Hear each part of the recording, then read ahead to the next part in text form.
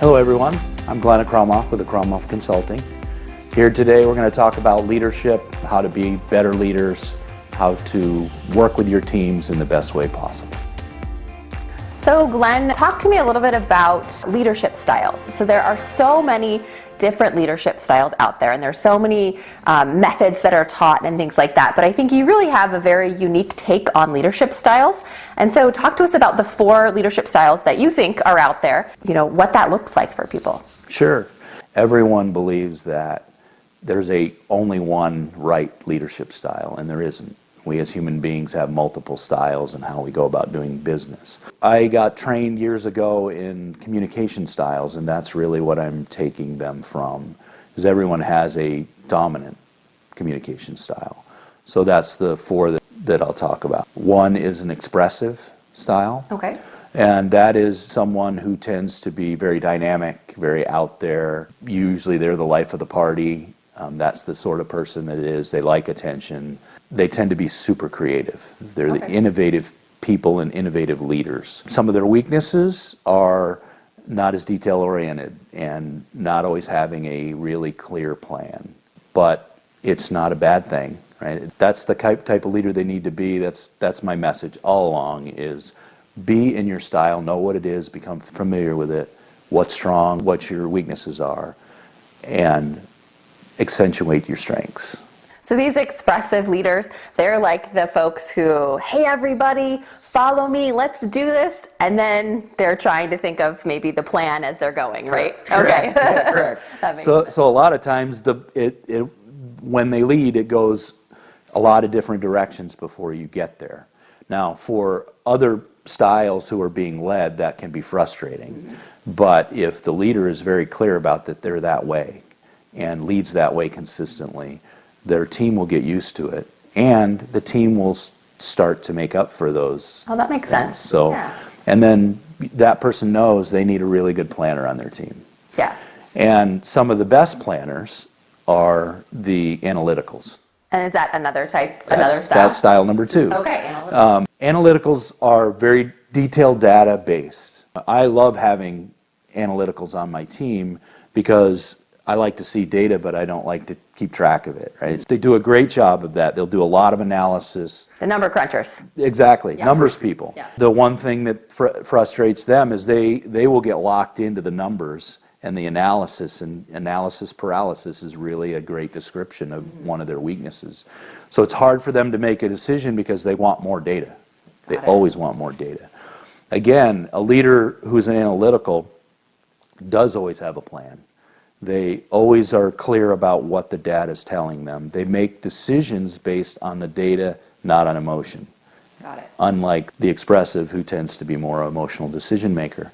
Again, that can slow them down, but that can make them a really strong leader. People who want quick decisions, though, will get frustrated with them working for them.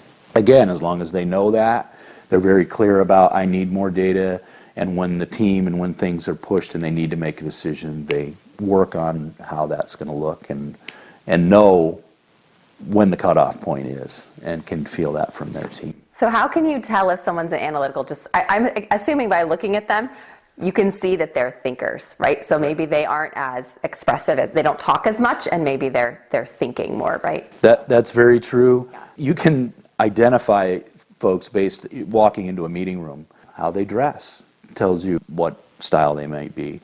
What they bring to the meeting room. Mm-hmm. An analytical will bring a stack of stuff and their computer, and they'll have a lot of stuff. An expressive, Well, they have a pen on them somewhere. That's exactly it. Hey, do you have a pen? That's the person who's going to ask you for a pen.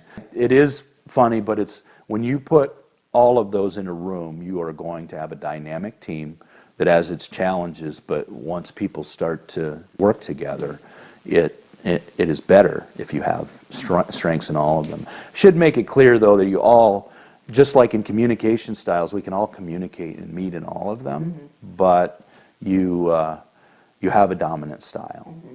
So what's the third style? So we've covered the first 2. What's the third one? The third one would be an amiable. Okay. So that's the glue. That's that type of leader wants everyone to be happy.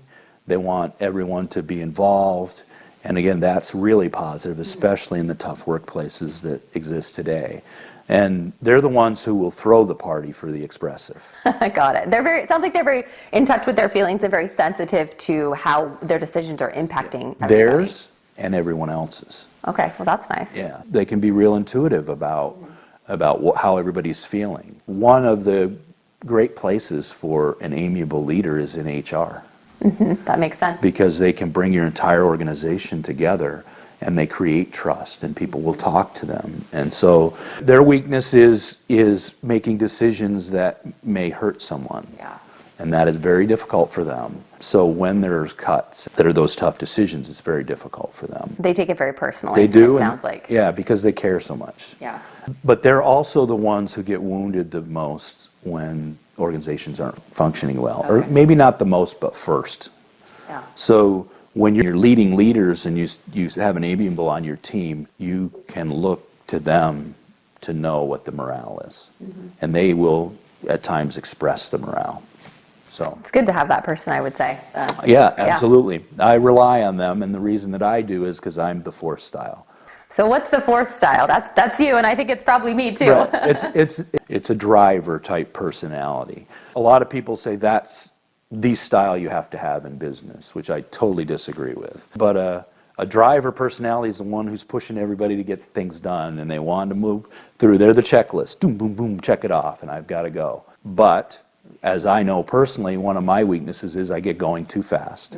I miss details, and then I don't pay attention to the humanness. And so that's why the amiable is such a good partner for me. I've learned over the years, of course, to match with people as a communicator to match their own styles. And I think that's the important thing. First know your style, then know your team's style and what their members are. Because one of the things that I know is as a leader, your team will take on your personality traits, which is a curse, but it's also a gift. Because if you know yourself, and you know yourself well, as soon as they start expressing that, you go, uh-oh, that's me. And I recently had that in the workplace I'm working in now. Push and push and push, and everyone was getting stressed. And of course, they're not all drivers. So I'm getting a little stressed, but you know, risk taking is part of that. Right. And they started pushing back a little bit, and fear started coming into it, and then we were missing details. And as soon as we missed a couple of big details, I went, uh-oh, stop. So I stopped, and then I stopped them, and we slowed down, and we reprioritized things, and we cleaned it up. I could do that because I knew that was me. Yeah, so what's your best advice for somebody who maybe just after watching this video, now they understand, okay, I think I might be this type of leader, maybe I'm amiable or expressive or whatever. What's your best advice then for them? So they've kind of figured it out, then how to kind of move forward with that? Sure. The self-awareness is so important, and it's talked about some in the leadership community. Continue to explore how your style, how your strengths and weaknesses show up in the team and in your leadership. And that's the first thing, getting to know what that is. You know, like I said, I'm a driver, so I'm going to push, push, push, push. Am I pushing too hard? Yeah. What signs do my team show when I'm doing that? Yeah. And so, but it's the same thing for an amiable or an analytical. Let's take an analytical, for example. The team will get frustrated when you're not making the decisions quick enough. So that's an example of, okay, I'm getting pushback. Why is it coming? And that is feedback. You're getting feedback. It's not always direct where you're not making a decision. It's not verbal necessarily, no. right? A lot of times it's not verbal, or it's verbal, but it's not direct. Got it. Because we've been taught in the workplace in the last 20, 25 years not to be too direct. Right. And be emotional about it. So that has caused us not to get these subtle cues that we've got to pick up as leaders. Yeah. That's the first part. Also, go back and think about interactions that you've had as a leader, and you know, even way in your past where you've had success, or you didn't, where you didn't succeed as much, and think about how that happened and if it was your style. That's the thing that I talk about when I go into organizations to the leaders is, don't do it Glenn's way, do it your way. First one is understanding your style. Yeah, I think that's key. If you don't understand that, then you're never going to be able to function effectively no matter what kind of leader you are. Right. That's the lesson of all of it is you need to be who you are. The human beings that work for you and that you lead need to be who they are and express who they are as well. That includes, the style is a piece of that, your experiences, your upbringing, all of those things come together to make you the human being you are today. Yeah. And if you as a leader can't be comfortable being who you are, your team will not be either. And that's why we have failing workplaces. That makes complete sense, because if you are trying to change yourself into a leadership style that you think you should be in, then you're already kind of starting a step behind, right? Because you're so focused on that you're missing your strength, right? Which is really what's going to drive you to be that successful leader. So. Yeah, you're on your way to collapse. Yeah. And one of those causes a burnout. I'm working so hard to be somebody else, when if you're just naturally yourself, it will flow. And probably the biggest piece is somewhere along the line as a leader, you've got to stop caring what other people think. And that's hard. It is very for a lot of hard. people. It is very difficult. And I was brought up to be that way. So my mom and dad both were that way. They just felt you did the right thing, and that was it. And if people didn't like it, they didn't like it. Yeah. But not everybody has that. But every one of those styles that we just talked about can do that. They just have to realize that, what their style is and who they are as a human being, and they can be successful. And you'll only be fully successful if you're just who you are.